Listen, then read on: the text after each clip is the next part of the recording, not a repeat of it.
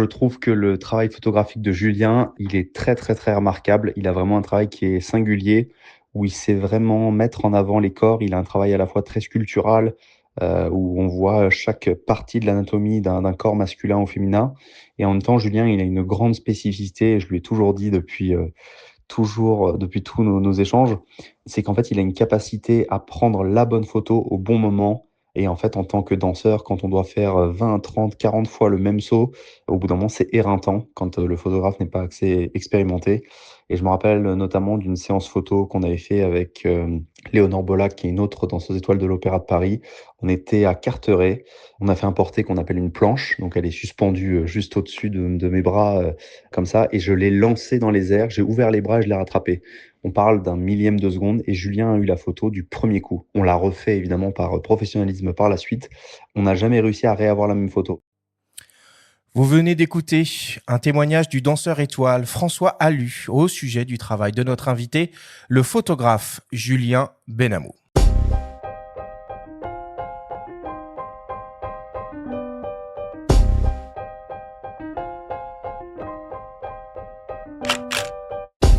Bienvenue sur Faut pas pousser les ISO, le podcast hebdo pour tous les passionnés de photos et de vidéos. Je suis Arthur Azoulay, j'anime cette émission avec mon ami le journaliste Benjamin Favier. Aujourd'hui, et pour clôturer en beauté la saison 12 du podcast, nous avons le plaisir de recevoir le photographe Julien Benamou. Avec lui au coin du feu, nous allons découvrir son univers, sa vision et la technique qu'il met en œuvre pour réaliser ses incroyables photos de danse. Cette émission vous est présentée cette semaine par Nikon et sa gamme d'appareils photo hybrides Nikon Z. Eh ben c'est parti, 13e épisode, 13e et dernier épisode de cette 12e saison du podcast Faut pas pousser les ISO. Comment vas-tu Benjamin ce matin? Et c'est la dernière fois que je te pose cette question avant la rentrée. Oui, avant la rentrée, avant l'été. Bah écoute, ça va bien. Là, je pense qu'il nous a bien mis dans l'ambiance, François Allu, avec son joli témoignage. On va clôturer cette saison avec grâce et légèreté en nous plongeant dans l'univers de Julien. Salut Julien. Salut. Alors, ce petit témoignage de François Allu, Oui, ça fait référence à une de nos premières séances photo où il s'est passé quand même un moment un peu magique. Et c'est vrai qu'on était tous euphoriques quand on a vu l'image sur le petit écran du Nikon. Et moi, c'est un peu pour ça que je fais ce métier, quoi. C'est pour ces moments de grâce, d'euphorie, de connexion. Et c'est vrai que c'était très, très cool. Ce moment était super. La lumière ambiante, le flash qui était bien positionné, les danseurs qui étaient dans une super pose. Et je sais pas, tout a fonctionné d'un coup. C'était spontané, magique, rapide. En tout cas, sois le bienvenu. Et si tu veux bien, on va commencer par te présenter à nos auditeurs. Alors Julien, tu as débuté dans la photo à l'âge de 12-13 ans lorsqu'on t'a offert un appareil manuel. Tu te mets alors à shooter en noir et blanc et tu développes toi-même les films dans la salle de bain. Très vite, tu souhaites en faire ton métier. Tu commences en tant que portraitiste, puis vers 25 ans, tu découvres le potentiel photogénique de la danse au travers d'un spectacle. Au-delà de la chorégraphie de la danse en elle-même, tu es subjugué par la beauté sculpturale des artistes. Tu axes tes recherches personnelles sur le mouvement et deviens photographe de danse. Tu côtoies de grands noms tels Marie-Agnès Gillot, Marie-Claude Pietragala, Benjamin Millepied, Aurélie Dupont et Ohad Naharin. Ce qui t'intéresse, c'est l'esthétisme et la création d'images fortes et belles en t'inspirant du clair-obscur, tel que le pratiquaient les grands maîtres de la peinture baroque comme Rembrandt ou Caravage. Selon l'agent Thierry Messonnier, tu n'es pas un simple photographe de spectacle, mais bien un photographe de mouvement. J'ai rencontré Julien Benamou à l'Opéra de Paris, où il était et où il est l'un des photographes les plus importants pour la danse. Il a su montrer les plus grands chorégraphes, il a su faire partager sa vision de leur danse, que ce soit des chorégraphes classiques, que ce soit des chorégraphes contemporains. Et ici, il n'est pas question de technique, il n'est pas question de savoir prendre une photo, il n'est pas question de savoir éclairer. Faire une photo de spectacle, c'est quelque chose de bien plus compliqué Ce n'est pas juste appuyer son doigt sur la gâchette et ensuite se dire on fera la sélection plus tard. Julien, c'est prendre le moment le plus juste, le moment le plus beau, le moment artistique, mais aussi, et c'est très important pour des personnes de communication, le moment le plus parlant. J'ai aussi eu l'occasion de travailler avec Julien Benamou pour le Lido de Paris et pour les photographies des spectacles et également les photographies des programmes. Et à chaque fois, il n'y a jamais de déchets, entre guillemets, dans les photographies de Julien. Julien, c'est le photographe du spectacle, c'est le photographe du mouvement, mais je souhaite qu'on ne le limite pas à cette photographie de spectacle. Ce qu'il y a de formidable avec Julien, ce sont ses travaux personnels, toujours autour du mouvement, toujours autour du beau. Et ces travaux personnels, j'invite vraiment n'importe qui écoute là à les découvrir s'ils connaissent uniquement le travail de photographe de spectacle de Julien. Tu restitues la fugacité des chutes, des sauts sans montrer l'effort. Ton œuvre repose sur une poésie du mouvement dans laquelle les artistes semblent en lévitation, parfois les yeux fermés, sereins malgré la vitesse d'exécution du geste. Tu joues avec la lumière, les corps, les muscles. Les danseurs apparaissent tels des sculptures selon des poses sophistiquées que tu imagines en amont dans des décors naturels, à milieu de l'image académique des ballets classiques. Tu es l'auteur du livre « La poésie du mouvement » édité par le magazine Normal et tu es ambassadeur de la marque Nikon depuis de nombreuses années. Est-ce que tout ceci est exhaustif et juste ? C'est juste. Est-ce que tu as des choses à ajouter, à préciser ? Photographe du mouvement, ça te convient pour te présenter ? Ça me parle. Photographe du mouvement, peu importe ce que je photographie, en fait, que ce soit un spectacle, un portrait, un musicien, un danseur, j'essaye toujours d'insuffler la beauté d'un geste. Parce qu'on va longuement en reparler, évidemment, en se plongeant un peu plus dans les coulisses de ton travail. Mais c'est vrai qu'il y a des danseurs, des danseuses, mais il y a aussi des violonistes, il y a des peintres. Enfin, c'est des artistes au sens large que tu mets en image. Oui, j'adore photographier les gens qui ont un talent. Et j'ai l'impression que quand j'ai envie de faire un portrait, je me demande dans quelle mesure ils peuvent bouger, être en mouvement. En fait, très tôt, j'ai compris que la plus-value de la photographie, c'était d'arrêter le mouvement, de figer l'instant. Et je trouve que figer l'instant, c'est aussi laisser place à l'imagination de ce qu'il y a avant, après. Et puis, on peut aussi changer la réalité. C'est-à-dire que la beauté d'un geste figé, quand on voit ce geste en vrai, il n'est pas si beau peut-être. Tu vois, c'est vraiment le fait de capter l'instant qui va le magnifier. On va développer tout ça, évidemment, au cours de cette émission. On va pas trop spoiler. Mais on va démarrer quand même par le dernier Flash Actu de la saison.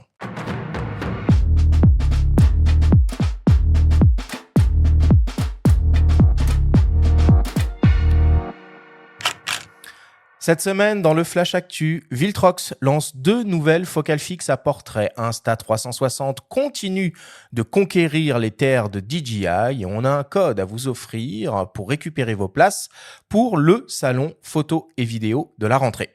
Le Flash Actu vous est présenté par Fox.fr, le site des spécialistes de l'image. Viltrox, opticien chinois, vient d'annoncer 2 nouvelles focales fixes à portrait APS-C en gamme Evo, à destination des hybrides Sony, Nikon et Fujifilm. On commence avec un 90 mm f2.2, équivalent donc à un 135 mm. Cet objectif exploite une formule optique composée de 10 lentilles, réparties en 8 groupes avec 2 éléments HR et 2 éléments ED. Il intègre une motorisation autofocus STM, un diaphragme à 9 lamelles et offre un rapport de grossissement maximal de 0,14 fois. Il est compact et léger, avec un poids d'environ 325 grammes et une longueur de 7,7 cm. Puis vient aussi un 75 mm f1.8, équivalent à un 112,5 mm, lui aussi très compact et léger. Cet objectif exploite une formule optique composée de 11 lentilles, réparties en 9 groupes, avec également 2 éléments HR et 2 éléments OD. L'objectif intègre lui aussi une motorisation autofocus STM, un diaphragme à 9 lamelles et il offre pour sa part un rapport de grossissement maximal de 0,12 fois. Ces 2 objectifs disposent d'une bague de réglage manuelle du diaphragme. Le Viltrox AF 75 mm f1.8 Evo est proposé au prix de 389 € et le Viltrox AF 90 mm f2.2 Evo au prix de 429 €. Insta360 vient de dévoiler un nouveau concept de caméra nomade intitulé Luna Ultra, largement inspiré des célèbres DJI Osmo. Il s'agit donc d'une caméra double module montée sur nacelle. On retrouve un bloc équipé d'un équivalent 20 mm f1.8 signé Leica associé à un capteur 1 pouce et un bloc équipé d'un équivalent 60 mm f2 associé à un capteur de type 1 sur 1,3 pouces. La promesse est donc de disposer de l'équivalent d'un zoom optique 3 fois, voire même 6 fois sans perte, selon les dires du constructeur. L'appareil délivre des séquences en 8K 30p et 4K 120p et 4K 60p en vertical. La gestion des basses lumières et de l'autofocus est réalisée par une triple puce IA. Insta360 annonce une dynamique de 14 IL et propose un profil E-Log 10 bits. Outre son double système optique, la particularité de la Luna Ultra réside dans le fait que l'écran est détachable pour facilement installer le module caméra dans toutes les positions le long d'une perche par exemple, avec une portée maximale de 20 mètres. Pour le reste, on retrouve une mémoire interne de 47 Go, un port micro SD et un accessoire qui permet de piloter la nacelle à l'aide des mouvements de la tête. Nous avons échangé avec Baptiste Soto de Fox Distri sur l'arrivée de cette nouvelle caméra. Il nous parle du match à venir sur ce segment entre Insta360 et DJI. Alors déjà, DJI a créé ce marché qui n'existait pas du tout et en plusieurs années a implanté l'Osmo Pocket qui aujourd'hui domine magistralement le principe de la caméra embarquée dans la main. Alors, Insta360 et DJI sont deux industriels chinois, mais qui sont en guerre sanglante et ouverte sur plusieurs secteurs.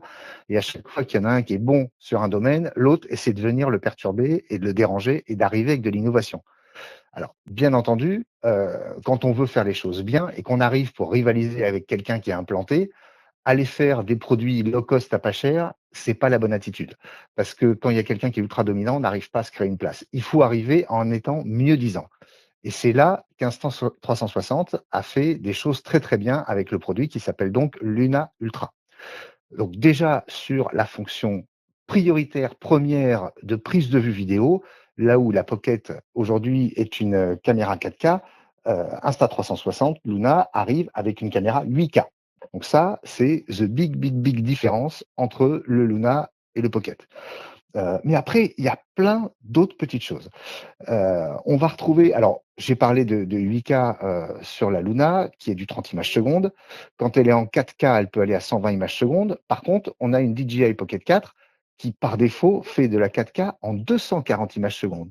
Donc, autant dire qu'on peut faire de l'ultra slow motion avec du total ralenti dès lors qu'on veut. Alors là, évidemment, les deux domaines de prédilection, c'est le sport et l'animalier, où quand on peut totalement découper le mouvement, évidemment, c'est beaucoup plus agréable. Les deux caméras sont équipées d'un zoom, mais qui est un petit peu plus puissant sur l'Insta360 Luna, puisqu'on est sur 6 fois, là où on est sur la Pocket 4 à 2 fois en photo et 4 fois en vidéo. Et alors, la grosse nouveauté, c'est marrant parce que c'est ce qui fait le plus parler. J'ai pas tout de suite compris l'intérêt, et en fait, en écoutant les gens en parler, j'ai compris cet intérêt. C'est que l'écran sur le Luna est détachable. C'est-à-dire que sur la Pocket 4, l'écran est inclinable, donc on peut le mettre en horizontal ou en vertical, selon comment on veut filmer. Par contre, de l'autre côté, il est détachable. Ce qui veut dire, par exemple, hypothèse, je veux mettre ma caméra en veille sur un endroit où il y a un animal qui vit, un renard dans un terrier ou quelque chose comme ça. Donc, je vais mettre ma caméra à 3, 4, 5, 6 mètres. Et moi, je peux aller me mettre 20 mètres plus loin, caché, et à partir du seul écran, déclencher et pouvoir filmer. Donc, je vois ce que la caméra voit et je peux décider. C'est comme une télécommande. Ça, c'est intéressant. Alors, il y a un autre point, moi, que j'adore sur le Luna. Alors, tu vas dire que c'est complètement futile. Il ressemble à E.T. Et vraiment, il a une tête. Ce produit, il a une gueule avec son espèce de double objectif. Donc, il y a la tête qui s'élargit en haut comme un petit requin marteau. Et avec les deux objectifs, on dirait, je pense qu'ils ont essayé de copier E.T. Un point qui est beaucoup à l'avantage de la Pocket 4, c'est qu'en matière d'ouverture, alors le principe de l'Insta360 Luna, c'est qu'elle a deux capteurs, un capteur normal et un capteur qui va faire du téléobjectif. Alors que la Pocket 4, elle a un système d'ouverture comme sur un appareil photo, donc à lamelles, donc on va pouvoir gérer sa profondeur de champ, chose qu'on ne peut pas faire sur le produit Insta360. Donc sur de la photo pure, les amateurs de photos risquent de préférer la Pocket 4 sur ce genre d'amélioration et aussi une meilleure gestion des plages dynamiques, notamment sur des contrastes élevés. Ça, c'est les domaines où DJI reste très très bien intégré. Un point sur lequel l'Insta360 va avoir un petit bonus, c'est sur les vidéos en basse lumière. Donc, par exemple, si vous êtes, je vais prendre l'exemple typique, amateur de vidéos de concert ou de scènes nocturnes, évidemment, là, ce sera un très très bon choix d'aller sur l'Insta360, où on pourrait dire en résumé que l'Insta360 va plus loin en définition, va plus loin en basse lumière. Par contre, je vais revenir dessus, mais il y a le sujet du prix. Alors que la Pocket 4, sur les usages qui sont sensibles pour les amateurs de photos, même si c'est pour faire de la vidéo, sur la gestion des couleurs, sur le slow motion, sur les questions des plages dynamiques et la profondeur de champ, là, elle va s'avéler meilleure. Alors après, il y a quand même un sérieux différentiel de prix, puisque la Pocket 4 aujourd'hui se trouve entre 500 et 600 euros selon les versions, là où l'Insta360 Luna Extra est entre 700 et 900 euros. Donc on n'est pas tout à fait sur les mêmes budgets, mais on a quand même deux super produits et qui chacun ont vraiment leur spécificité. Et enfin, pour terminer, le podcast Faut pas pousser les ISO est de nouveau partenaire de l'édition 2026 du salon photo-vidéo qui se déroulera du 8 au 11 octobre prochain à la Grande Halle de la Villette à Paris. Comme l'année dernière, on vous prépare en début de saison 13 une émission spéciale qui sera consacrée à la programmation de cette nouvelle édition du salon qui s'annonce exceptionnelle. En attendant, vous pouvez dès à présent prendre vos places qui sont offertes avec le code ISO26. Pour ce faire, rien de plus simple, rendez-vous sur le site officiel du salon, lesalondelaphoto.com tout attaché, suivez le parcours pour acheter vos billets et utilisez le code pour mettre automatiquement le panier à zéro.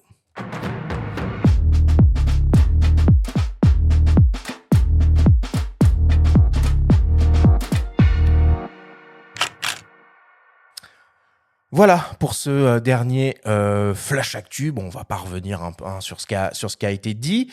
Par contre, moi, j'aimerais bien qu'on fasse un petit point, Benjamin, si ça te dérange pas, sur les grands événements photos de l'été. Et Dieu sait qu'il y en a. Oui, il y en a, c'est des rendez-vous qui sont habituels, traditionnels, comme le salon photo vidéo qu'on vient d'évoquer. Il y a bien évidemment Arles, hein, qui est un incontournable pour tous les passionnés de photographie, et c'est dès le 6 juillet jusqu'au 4 octobre.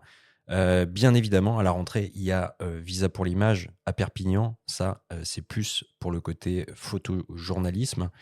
Et puis, il ne faut pas oublier la Gacilly qui est déjà comment dire, à l'ordre du jour, hein, puisque ça a commencé tout début juin, le 1er juin, avec d'ailleurs l'inauguration d'une place en mémoire de Sebastião Salgado avec sa femme, Lélia Wanik Salgado, qui a prononcé un discours très poignant à cette occasion, avec Jacques Rocher, le maire de la Gacilly et le président de l'événement qu'on avait reçu ici, avec Cyril Drouet aussi, commissaire d'exposition. Donc, très très beau festival, la Gacilly dans le Morbihan, et ça, c'est jusqu'au 4 octobre.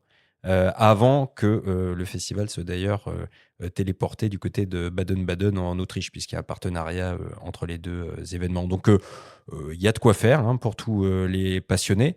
Et puis, n'oubliez pas, les femmes s'exposent aussi à Oulgat. Très beau festival si vous êtes de passage en Normandie. Il y fait plus frais et c'est vraiment un bel événement.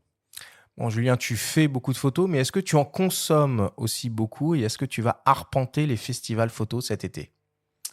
Alors, je vais souvent à Arles, mais Ouais. cet été, non. Mais je vais aller à Perpignan. Ah, tu vas à Perpignan, ouais. Visa pour l'image, ouais. C'est un domaine qui t'intéresse, le photojournalisme, parce que ça paraît très, comment dire, Très éloigné loin de ce que je fais. de tes thématiques, en tout cas de prime abord, hein. Si on regarde un petit peu ton boulot, on se dit, tiens, on est loin de tout ce qui se passe dans le monde, parce que Visa, souvent, on le présente aussi comme un festival un petit peu anxiogène, parce qu'il va mettre en lumière des conflits qui se passent dans des endroits de la planète un peu oubliés, etc. Oui, mais je trouve que c'est un pan de la photo qui est très intéressante. Moi, j'ai commencé à étudier la photo avec la photographie de reportage. C'est ce vers quoi je m'orientais au départ. Mhm. Et finalement, j'ai pris une toute autre direction, mais j'aime regarder les reportages et j'aime bien voir la vision des photographes sur un sujet qu'ils creusent sur une vingtaine ou une trentaine d'images. Je trouve ça intéressant d'avoir un point de vue complet. Et puis, au-delà de ça, Visa pour l'image, il y a souvent, on peut s'extasier sur la beauté des tirages. C'est de très belles installations. Gratuite Gratuite. Aussi. avec des légendes C'est important ultra de fournies. préciser, ouais. Il y a autant à lire qu'à voir, hein, voire Et plus à lire qu'à voir. Et j'avoue qu'à Arles, on passe des bons moments. mais l'art conceptuel, parfois, me touche un peu moins. Ah, c'est dit de manière très diplomatique. Je l'aurais pas dit comme ça, moi, mais... Mais je pense qu'on voit tous un peu ce que tu veux dire. En tout cas. Ok. Allez, on passe à la suite. Et Benjamin, c'est le moment de ta chronique hebdomadaire, ta story cette semaine. Pour conclure, tu évoques un anniversaire important dans le secteur de la presse photo, puisque le magazine Chasseur d'images fête ses 50 années d'existence. La story vous est présentée cette semaine par Nikon et sa gamme d'appareils photo hybrides Nikon Z.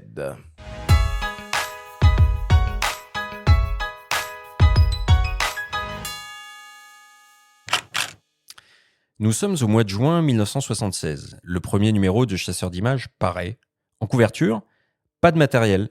Une simple photo met en scène deux adolescents insouciants assis sur une plage avec leurs instruments de musique, en guise d'illustration d'un dossier consacré aux images de vacances. Au bas de la une, on lit, en gros caractères, le magazine de l'amateur et du débutant. Ce numéro 1 ne compte alors que 50 pages. Il est lancé en toute indépendance, fort d'un ancrage provincial revendiqué par son créateur, Guy-Michel Cogniet, alors jeune journaliste plein d'avenir, avant de devenir un personnage emblématique, auteur d'éditos truculents, jusqu'à sa tragique disparition il y a 8 ans. 50 ans, c'est une longue histoire pour un magazine. 50 ans, c'est un joli cap, empreint de nostalgie et de défis. Au cours de cette période, les appareils ont plusieurs fois changé de nature. La pellicule a laissé place au capteur, l'ordinateur a pris le relais des labos, le smartphone est devenu l'outil numéro 1 pour témoigner du quotidien. La ligne éditoriale de Chasseur s'est toujours adaptée pour décrypter chaque époque et s'adresser aussi bien aux amateurs qu'aux experts, comme le rappelle Pierre-Marie Salomez, rédacteur en chef du magazine. On n'a pas voulu que ça soit un numéro anniversaire. Ils ont regardé derrière surtout. C'est plutôt se positionner actuellement dans ce qu'on est et d'expliquer comment on en est arrivé là et puis de montrer qu'on a suivi le temps, les évolutions et que on espère apporter quelque chose encore de différent. On est un moyen complémentaire d'Internet, on est un moyen complémentaire des expositions. Pour reprendre le sens journalistique premier de notre métier, qui est vraiment de pointer des choses, de mettre une lumière sur quelque chose, que ce soit sur du matériel, sur des livres, sur des nouveaux photographes, sur des anciens, sur des manifestations. On n'est pas l'unique référence, on l'a été à un moment parce que Internet n'existait pas. Donc la presse écrite était un gros moyen d'information. On ne l'est plus. Ça n'empêche qu'on peut continuer à juste pointer, faire notre métier, quoi, qui est de mettre en avant des choses, de mettre à la connaissance des gens ce qui se fait dans le monde de la photo, technique, artistique, culturelle. Et voilà, on espère avoir des gens qui vont nous suivre encore longtemps. En chiffres, cela donne plus de 20 000 appareils testés et quelques 477 numéros publiés. Ce numéro collector retrace de nombreux épisodes culturels et technologiques marquants, traversés par la rédaction. Un zapping illustré des 50 dernières années qui s'apparente à un cahier de vacances pour aiguiser sa culture photo et savourer le plaisir de feuilleter un magazine en mettant les écrans de côté pendant l'été. En guise de clin d'œil à son lectorat historique, le magazine propose un défi aux photographes amateurs et aux étudiants. À la clé, pour chacune des catégories, la publication d'un reportage assorti d'une interview de l'auteur ou de l'autrice. Thématique libre, 12 photos à envoyer d'ici le 15 décembre. L'aventure éditoriale n'a jamais été un long fleuve tranquille. Elle est peut-être même plus ardue que jamais, alors longue vie à Chasseur et aux autres aventuriers de la presse écrite.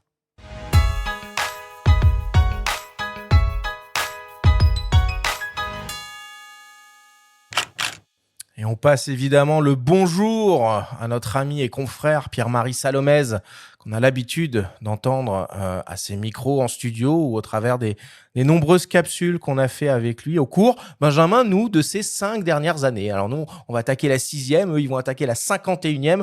On a encore un peu de chemin devant nous pour égaler cette légende de la presse spécialisée photo en France. Quoi qu'il en soit, Est-ce que ce numéro anniversaire est déjà disponible ? Oui, tout à fait. Vous pouvez le trouver en kiosque au prix de 7,60 €. Et puis, c'est un numéro particulier puisqu'il va courir pendant tout l'été, jusqu'au mois de septembre. Donc, c'est vraiment un numéro collector pour tout, on va dire, les lecteurs historiques et lectrices historiques de chasseurs.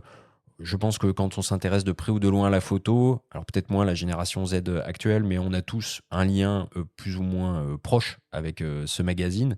Moi, à titre perso, quand je me suis mis à la photo à l'adolescence, quand on m'a donné un appareil, je consultais les numéros de mon oncle, qui étaient entreposés comme ça dans la maison familiale. Donc, j'ai un peu appris aussi aux côtés de chasseurs d'images, tout comme Réponse Photo, qui sont emblématiques, tout simplement, et qui existent toujours, malgré les aléas, toutes les difficultés que rencontrent tous les acteurs de la presse écrite.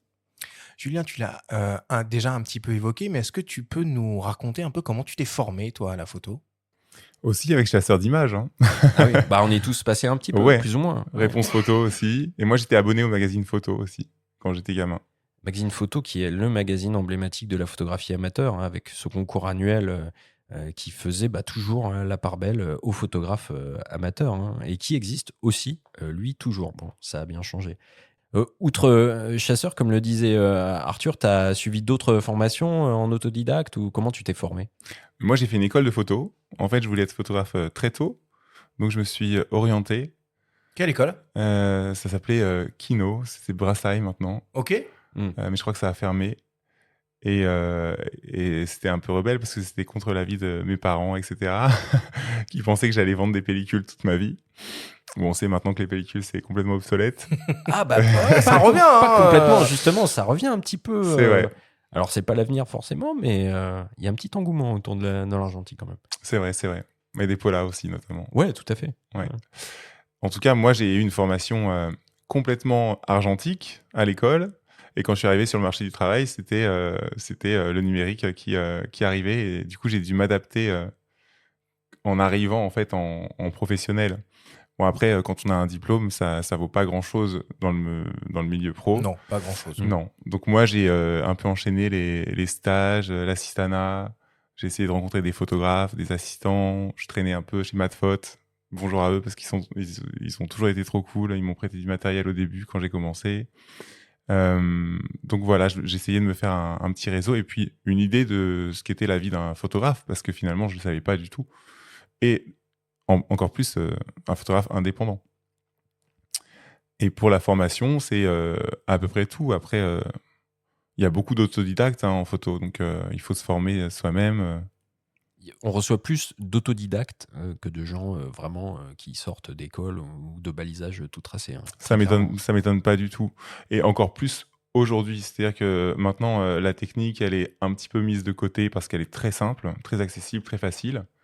Je pense qu'une formation de 2 heures, ça suffit pour pouvoir faire une bonne photo bien exposée, alors que développer sa créativité et sa patte artistique, c'est beaucoup plus difficile. Et moi, je me souviens qu'à l'école, on apprenait à photographier des bouteilles d'eau transparentes avec plein de reflets. C'est la base. Ouais, mais maintenant, les photographes qui arrivent, ils ont une vision artistique et ils se demandent comment le faire, comment arriver à ce résultat. Du coup, ils sont incapables de photographier une bouteille. Mais tant pis, puisqu'ils peuvent faire des images qui collent à leur univers artistique. Et j'ai l'impression que ce qui marche aujourd'hui pour les photographes, c'est d'être un photographe auteur. Parce qu'un photographe technicien, finalement, c'est en train de disparaître un peu. Ouais. Et quand tu te poses une question aujourd'hui, c'est quoi ton réflexe ? C'est une IA, ChatGPT, un tuto YouTube ou tu cours dans ta maison de la presse pour t'acheter un magazine spécialisé papier ? Soit j'appelle des copains, soit je regarde un tuto. Bon, ça a le mérite d'être clair. Merci Benjamin pour cette story cette semaine. On fait une petite pause, une petite respiration avant de continuer cette discussion avec toi, Julien, au coin du feu. On revient dans quelques secondes après une courte publicité. Il y a des émotions si furtives qu'elles s'effacent en un clin d'œil. Le talent de Julien Benamou, c'est de savoir les capturer avant qu'elles ne s'envolent. Et si cet été, c'était à votre tour ? Jusqu'au 27 juillet, profitez des offres d'été Nikon pour capturer, vous aussi, vos plus belles émotions. Rendez-vous au Nikon Plaza, chez votre revendeur ou sur le site nikon.fr. Nous sommes de retour dans Faut pas pousser les ISO avec Julien Benamou pour cette grande discussion au coin du feu. Alors pour commencer notre discussion, nous allons aborder un thème central dans ton œuvre, le mouvement. Pour cela, nous avons recueilli un témoignage de la photographe et danseuse Maria Elena Buckley. Elle nous explique les principales difficultés auxquelles les photographes sont confrontés lorsqu'il s'agit de photographier des danseurs.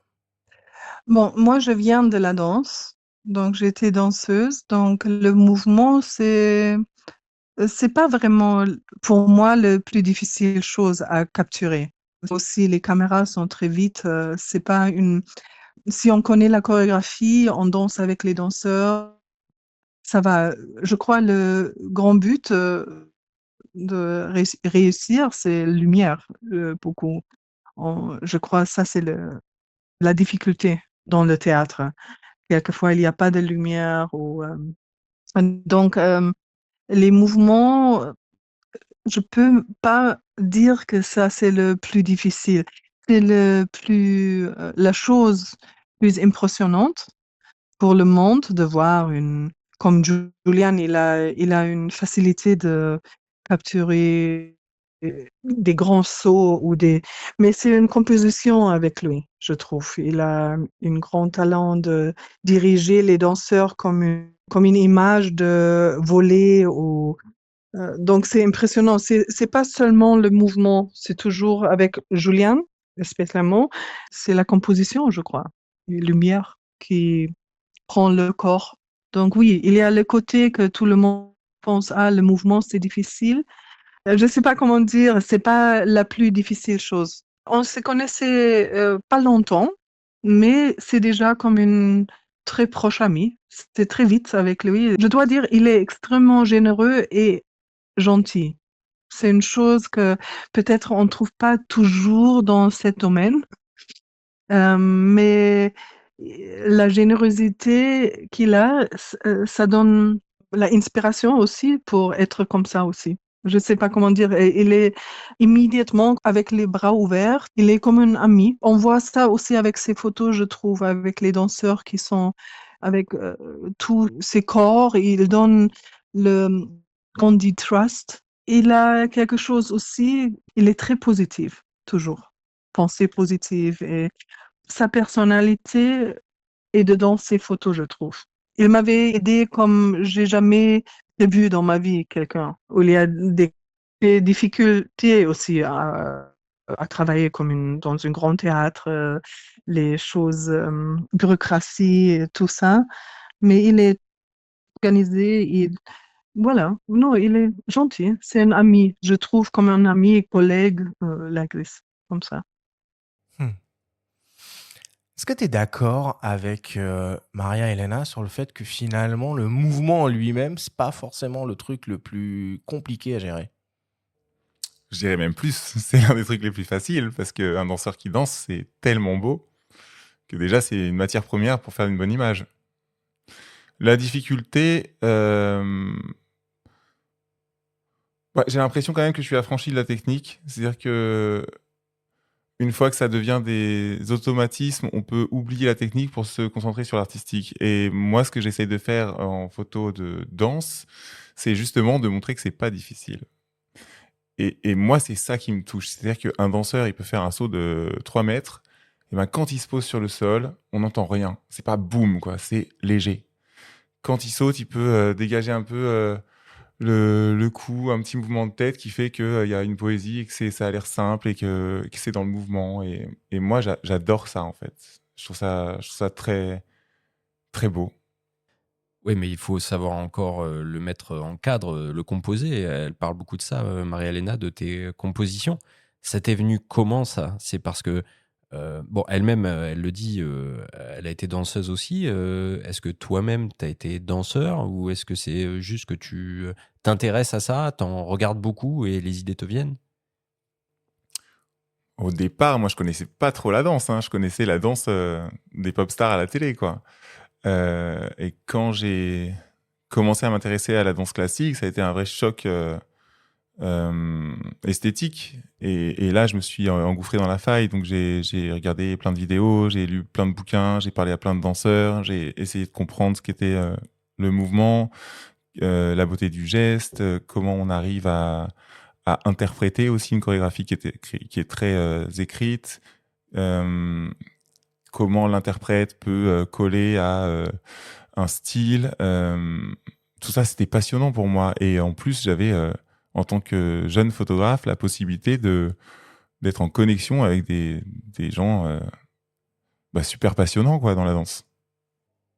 Est-ce que tu peux nous parler de la manière dont tu gères la lumière finalement dans tes images? Parce qu'il y a deux scénarios en gros, hein. Il y a le show live, puis le côté un peu mise en scène, où là on fait un peu plus ce qu'on veut, j'imagine.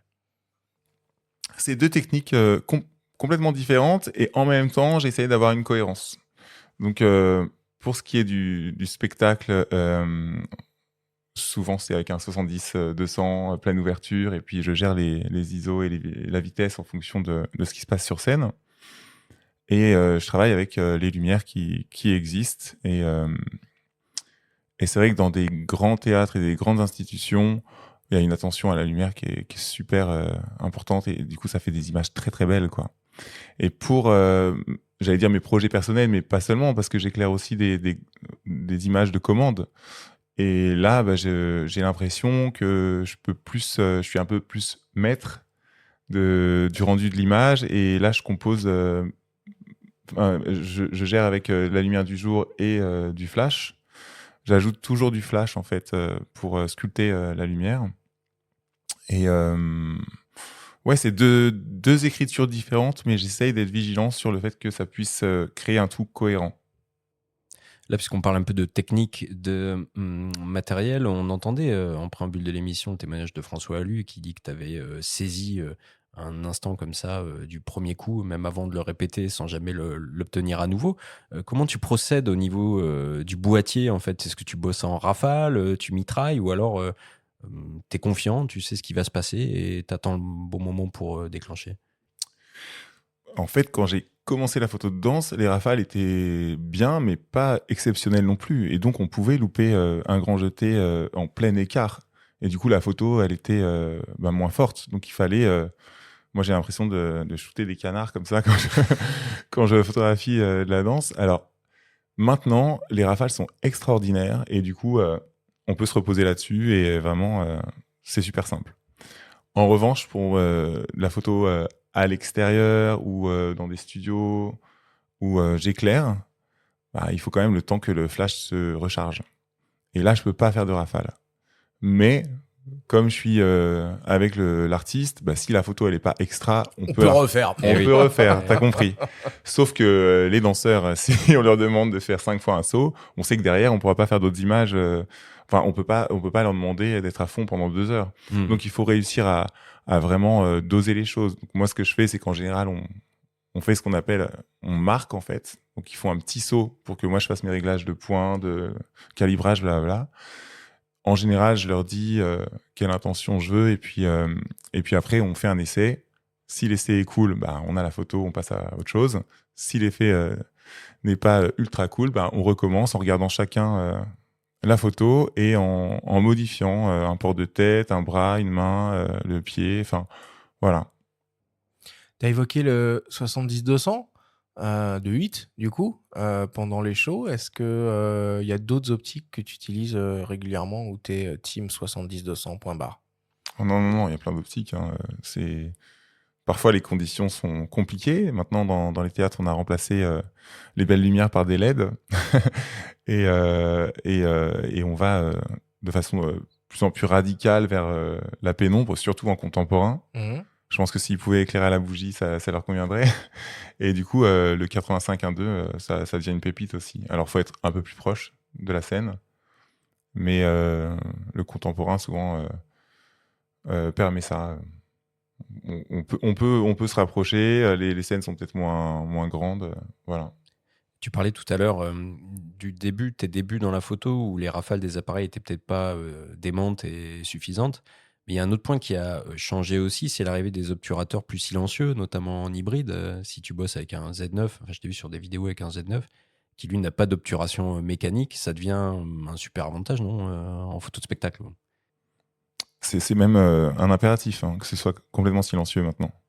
Mais c'est vrai que depuis que c'est silencieux, on peut se faire plaisir. C'est-à-dire qu'on peut déclencher un peu plus. Avant, j'avais plus de scrupules à déclencher quand il y avait un petit bruit. Ouais, et puis tu travaillais que pendant les générales, j'imagine. Enfin, c'était difficile Non, de déclencher au réflexe en mode bourrin avec du public payant dans la salle, quoi. Écoute, j'avais une loge et je me souviens que j'avais construit une housse. Un caisson, un blimp. Alors, pas un caisson, parce que tu sais, il faut changer tout le temps le diaph, les ISO, etc. Et non, ce que j'avais fait, c'est que j'avais pris une pochette pour les photographes animaliers, tu sais, truc de camouflage. Et j'avais fait...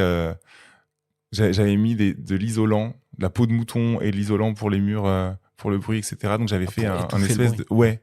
Et donc, je me souviens, au bout de 2 heures de spectacle, j'avais la main en eau, tu vois. Ouais. Et, mais ça permettait d'étouffer vachement le son.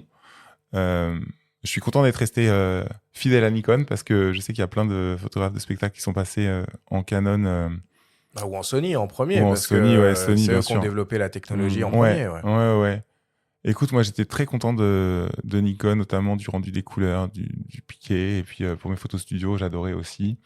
Et donc j'ai tenu bon et la gamme Z est arrivée. Enfin. Alléluia.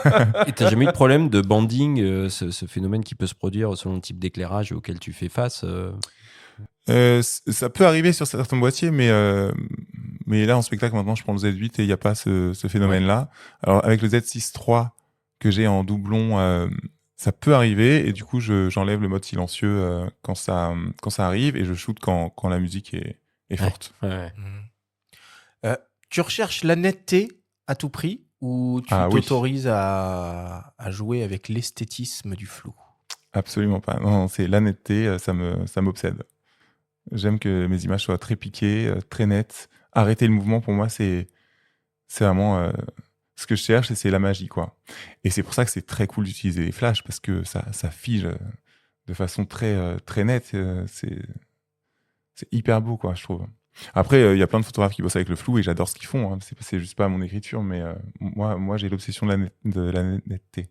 Et à partir de quel moment, pendant un shooting, tu sens que tu as l'image? Est-ce que tu t'autorises des recadrages, par exemple, ou est-ce que vraiment, comme ça peut être très posé, on te voit bosser parfois, ça peut être une piscine à débordement, un décor magnifique avec de la mer en fond, etc. Un danseur qui va sauter comme ça. Est-ce que tu as vraiment une idée préétablie ou le fait d'avoir, par exemple, 45 millions de pixels, beaucoup de pixels, va faire que tu vas t'autoriser à recadrer a posteriori?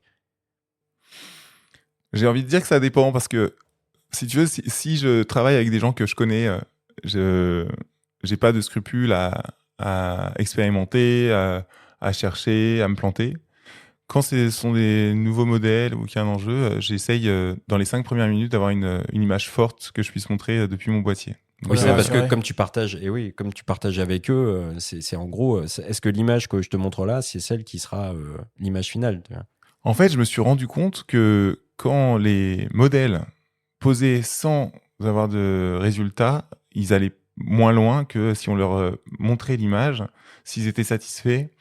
Et ce qui est encore mieux, c'est de les impliquer. Et là, ils s'investissent d'une mission qui est de faire une belle image, en fait. Et on n'est plus seul aux commandes. Et puis moi, je photographie pas des mannequins, ce sont des artistes. Donc, ils ont une vision artistique, ils ont une expertise. Donc, je me sers de ça aussi. Et c'est quand même vachement plus gratifiant de faire une image à deux que tout seul. Et donc, ma méthode, c'est vrai que c'est... et même en portrait, en général, je sais comment faire un très beau portrait. Enfin, un très beau portrait.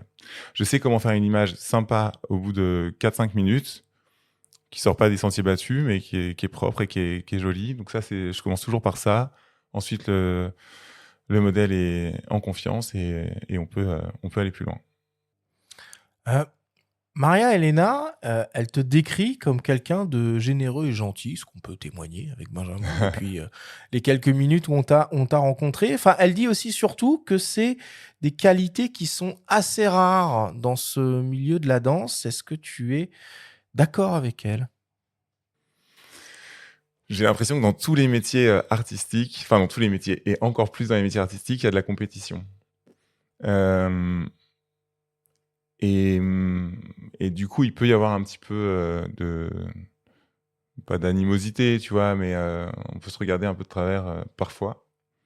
Et moi, j'aime pas trop cet écueil. Je trouve il y a une danseuse étoile, Agnès Le Testu, qui m'a dit un jour, au début de ma carrière, on ne gagne rien à tout garder. On ne gagne rien à tout garder pour soi. Et en fait, je me suis rendu compte qu'effectivement, en partageant, ça nourrit aussi. Et puis avoir des collègues sympas, c'est très cool. On va maintenant s'intéresser à la manière dont tu organises tes shootings. Sissi Senouchki travaille dans la photographie depuis bientôt 12 ans. Elle s'est occupée de la partie production et commerciale du magazine Normal et gère des événements et shootings pour les photographes. Elle nous parle de son expérience à tes côtés. La chose que je retiens en premier, c'est une énorme connivence entre lui et les artistes. C'est-à-dire, on n'est plus dans un shooting avec un modèle comme objet et un photographe qui va capturer une belle image. On a un véritable travail en duo ou en trio s'il y a plusieurs modèles, avec les danseurs qui sont souvent des danseurs de l'Opéra de Paris, mais pas forcément. En dehors de la scène, quand on fait des shoots perso pour lui, c'est extraordinaire. C'est un vrai privilège de travailler avec lui et de voir cette symbiose entre les deux. Il laisse une grande place aux artistes. Il s'efface presque. Et il arrive, sans parler, il a un œil, une intelligence à la fois émotionnelle et artistique que j'ai rarement vu. Il arrive vraiment à capter des choses que même moi sur le shoot je vois pas forcément. En le connaissant, en le rencontrant pour la première fois, j'ai cru qu'il était danseur classique. Donc voilà, il a une excellente connaissance de la danse. Donc il sait exactement l'orteil comment il doit être, chaque petit détail, les poses de danse, etc.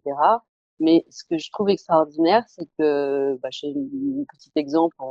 Récemment, on a shooté dans un lieu exigu, sombre. Je me dis comment il va faire. Voilà, j'ai vu les images, c'était juste grandiose. Il arrive à faire quelque chose d'extraordinaire, alors que moi, je ne suis pas photographe, mais mon œil à côté, je me dis mais waouh, c'est assez incroyable. On a fait beaucoup de vidéos aussi en le shootant lui pendant des shootings de danse, et je trouve aussi qu'il a une grande intelligence que je trouve différent des autres personnes. Il s'adapte vraiment à chaque artiste, c'est très important pour lui. Il s'efface complètement presque. Je crois qu'il a même pas conscience de son talent, en fait. Et donc, il n'y a pas d'ego. Et ça, je trouve que c'est génial. Il n'y a pas ce côté, je prends la place, je suis le maître, je suis le photographe, etc. Et ça, c'est ce que j'ai retrouvé souvent avec les grands photographes. Julien n'a pas connaissance de son... conscience de son talent. Que d'éloges. Non mais sérieusement, raconte-nous comment tu organises un shooting. Perso, tu veux dire? Ouais. Bon, déjà, souvent, l'envie, c'est de collaborer avec un artiste que je vois sur scène. Je me dis, waouh, je suis impressionné. Je me dis, dans ce contexte, dans un autre contexte, ça peut être sympa. J'imagine donc un lieu, du stylisme. J'imagine, voilà, au départ, c'est un décor et puis des poses. Souvent, c'est la gestuelle du danseur, la personnalité du danseur qui m'inspire. Donc, je lui propose de faire une séance photo. Et sur le plateau, je viens avec des inspirations. En général, c'est moitié photo de cette personne sur scène et moitié d'inspiration d'autres œuvres. Alors, photo, capture d'écran de vidéo, sculpture, peinture, enfin, ça peut être n'importe quoi. Et j'arrive quand même avec du matériel pour qu'il soit pas... comment dire, qu'il soit inspiré, en fait. Et au départ, je peux diriger un petit peu.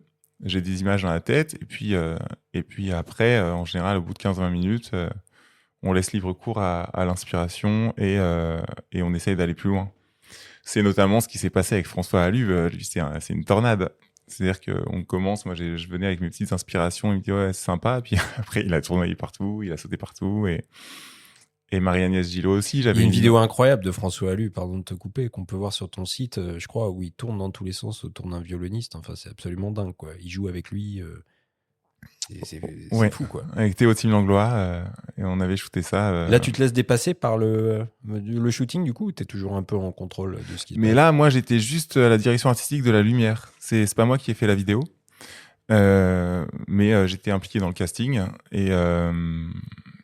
Et avec François, on avait imaginé ces mouvements qu'il pouvait faire aussi derrière le violoniste, etc. Mais là, j'ai vraiment, en fait, l'artiste, le violoniste voulait l'ambiance de mes photos sur sa vidéo. Et du coup, j'étais, voilà, à l'installation de la lumière. Et tu l'as dit tout à l'heure, tu travailles avec des artistes et pas des mannequins. Pourquoi? Parce que j'ai besoin d'être inspiré par les gens, en fait. Et c'est vrai que la beauté d'un visage, la beauté d'un corps peut m'inspirer, mais pas seulement. Enfin, j'ai vraiment, moi, je suis touché aussi par l'artisanat, le savoir-faire, le travail, l'intelligence. C'est ce qui me touche.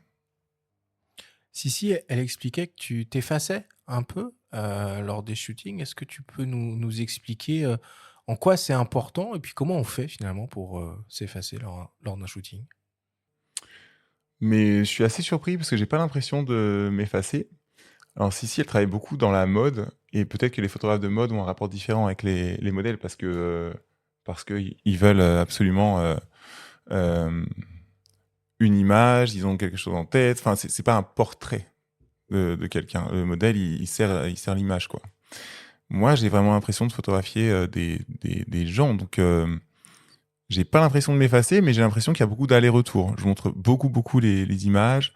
J'essaye de mettre la personnalité du danseur en avant. C'est-à-dire que si je suis en séance photo avec un danseur, c'est parce que je l'ai choisi et je l'ai choisi pour une raison, en fait, pour une gestuelle particulière, pour quelque chose qui m'a touché et c'est ça que j'ai envie de retrouver. Donc forcément, je vais construire un espèce d'écrin dans lequel il peut être lui-même.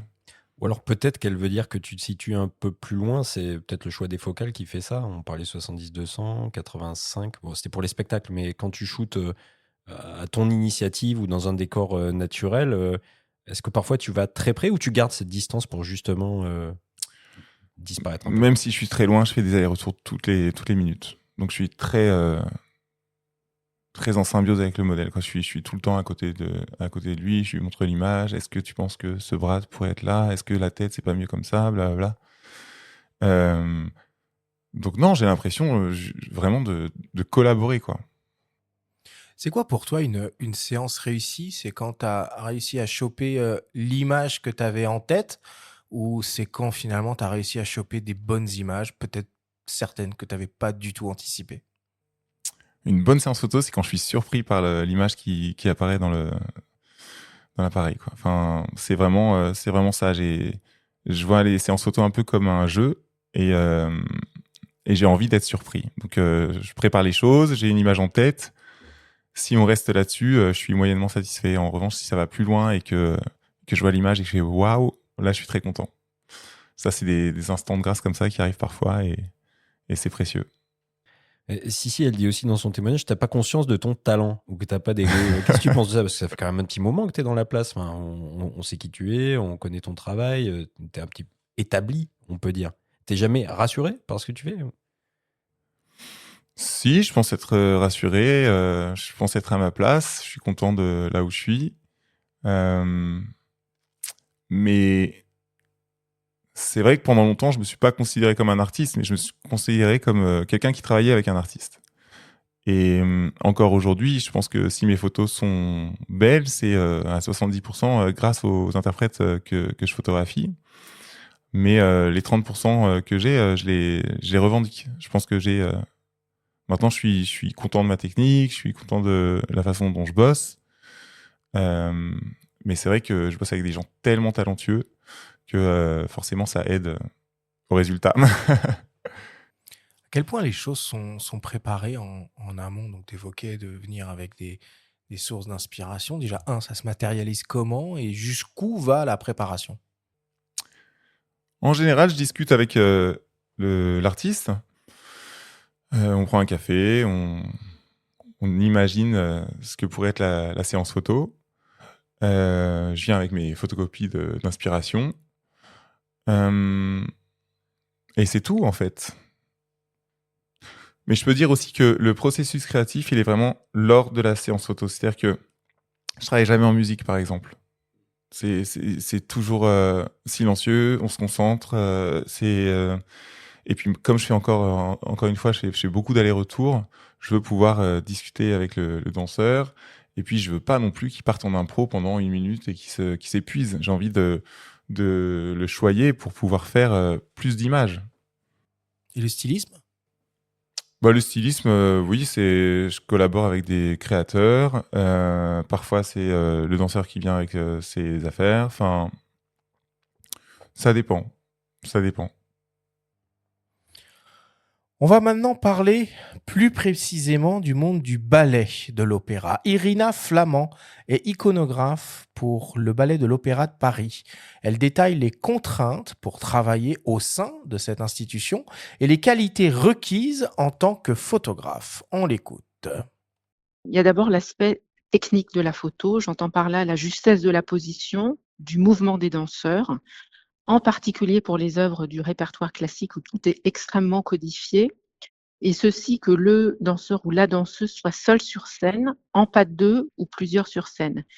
Il veut dire que si le danseur, sa position est correcte, mais celle de la danseuse ne l'est pas, la photo ne sera pas validée. Parce qu'il faut savoir que toutes les photos qui sont ensuite publiées dans les programmes, sur les réseaux sociaux, le site de l'opéra, qui sont transmises au service de presse du ballet, toutes les photos sont validées par les danseurs et ou le chorégraphe quand il y a un travail avec un chorégraphe vivant, et notamment dans le cadre d'une création, et puis bien sûr le directeur de la danse. La deuxième chose qui est très importante, ce sont les expressions des visages et notamment la transmission des émotions.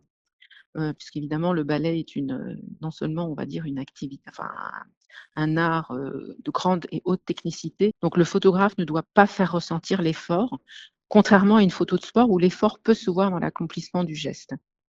C'est vraiment pour le ballet très important que ce soit à la fois la technique et l'artistique qui soit saisi par le photographe. Ça implique de connaître le répertoire du ballet de l'opéra, aussi bien le classique que le contemporain, mais je dirais que c'est avant tout apporter sa propre vision des œuvres et des danseurs que l'on photographie. Vous mettez 3, 4, 5 photographes en présence lors d'une répétition générale, ils vont quasiment tous déclencher au même moment, mais aucune photo ne va ressembler à une autre, parce qu'un tel aura saisi un regard, une intention, un muscle du corps, une expression. Et puis par ailleurs, le ballet de l'opéra danse énormément, c'est une maison où on produit beaucoup, donc il faut une grande disponibilité. Il faut être très rapide pour livrer les reportages et puis il faut accepter des contraintes, en particulier celle de la validation des photos par les danseurs, le directeur de la danse et les chorégraphes. Et puis il y a une autre qualité qui est requise, 2 autres même, être discret en studio, savoir se faire tout petit pour ne pas gêner le travail des danseurs,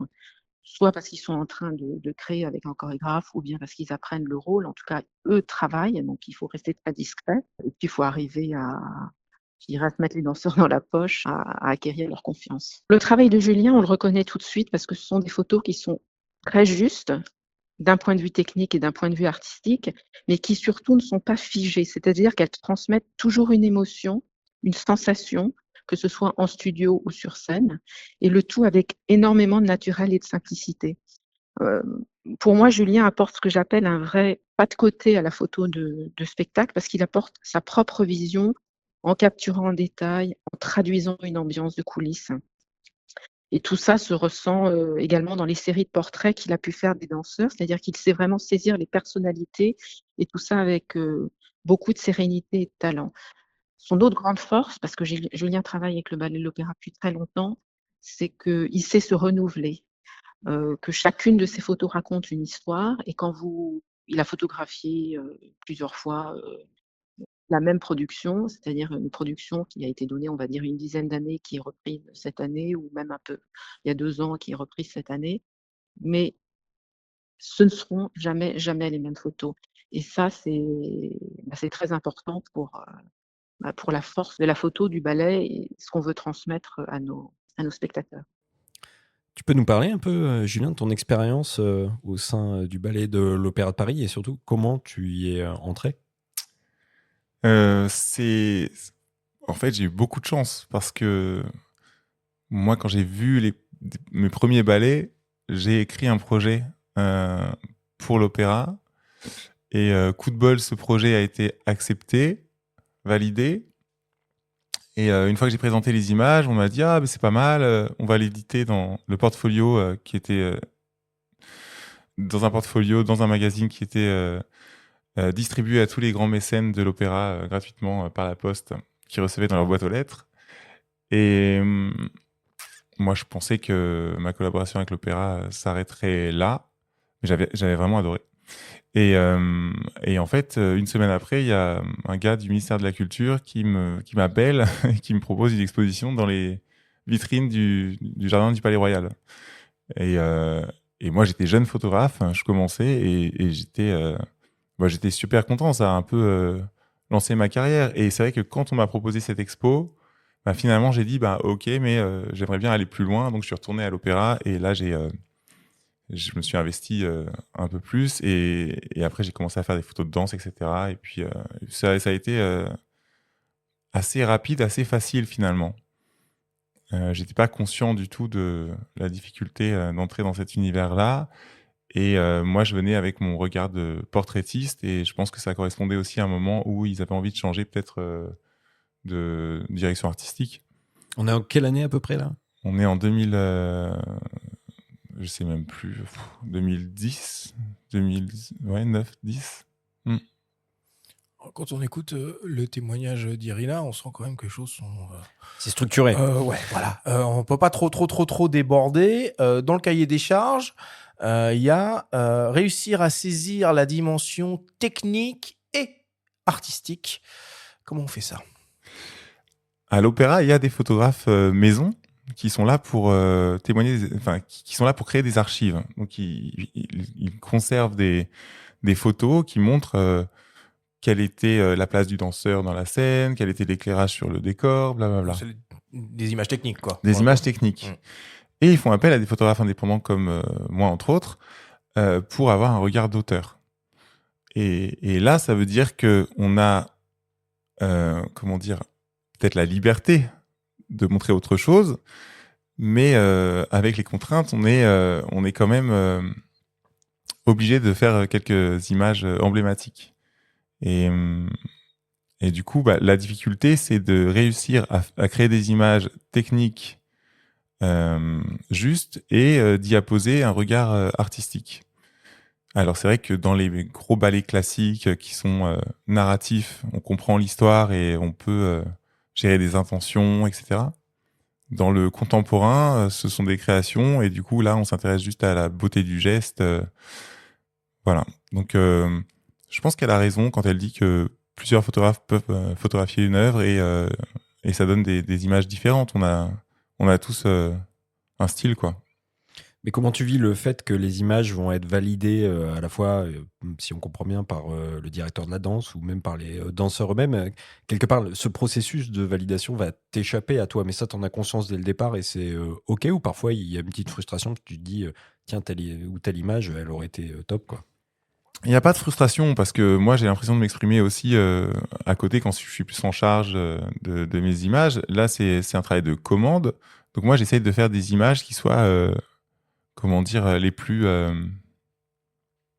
représentatives des ballets et qui puissent coller à mon univers. Donc, quand il y a toutes ces strates de validation, les images qui restent, je me dis, ce sont les images les plus puissantes.